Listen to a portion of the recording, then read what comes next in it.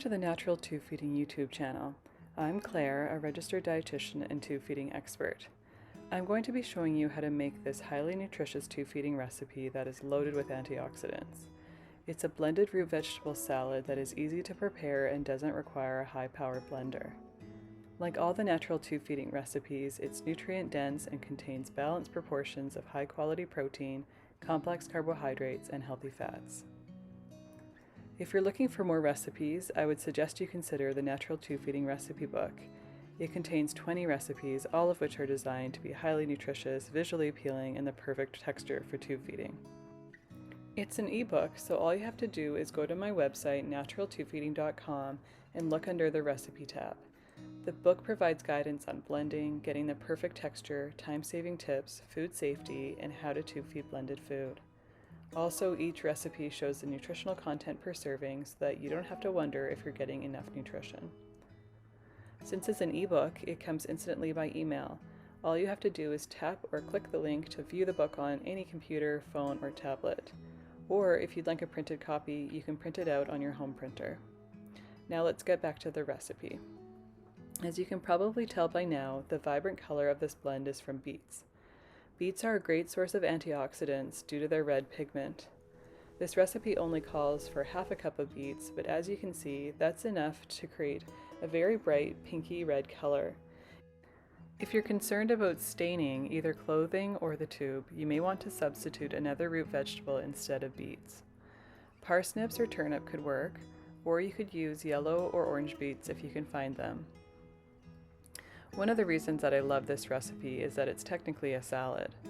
Salad seems like a strange dish to blend, but it works really well in this case because the main ingredients are cooked root veggies and quinoa rather than your typical lettuce-based salad. The ingredients are as follows: 1 cup cooked quinoa, which provides plant-based protein and fiber to the recipe. Make sure you cook it well so that it's soft and fluffy. For any grains used in blends, you're better off to overcook them versus undercooking, because undercooked grains will absorb a lot of the liquid, which can cause the blend to become overly thick. If you cook the quinoa according to the package directions, you should be fine. Next is half a cup of steamed chopped carrots. Again, make sure that they are well cooked and fairly soft so that they will blend easily. The recipe also calls for half a cup of peeled and steamed chopped beets. I peeled the beets and chopped them up before steaming them in a covered saucepan on the stovetop. Check that they are cooked all the way through by poking them with a fork. Next is orange juice. I used 1 cup in order to add essential vitamins, electrolytes, and extra calories to the blend. This blend also needed a 1/4 cup of water, which I already added to the juice. Without the added water, the blend will be too thick. For protein, fat, and sodium, there's 3 tablespoons of feta cheese. But if you'd like a plant-based protein instead, I'd suggest you use 3 tablespoons extra firm tofu or 3 tablespoons soaked sunflower seeds. If you make one of those substitutions, you may want to also add a pinch of salt because there is no other source of sodium in this recipe if the feta is omitted. I've also added a teaspoon of fresh dill, but if you'd like, you can skip the dill or use dried dill if you have it on hand. The last ingredient is a teaspoon of extra virgin olive oil to add a healthy fat and boost the calories in the recipe. Then all you have to do is add all the ingredients to your blender.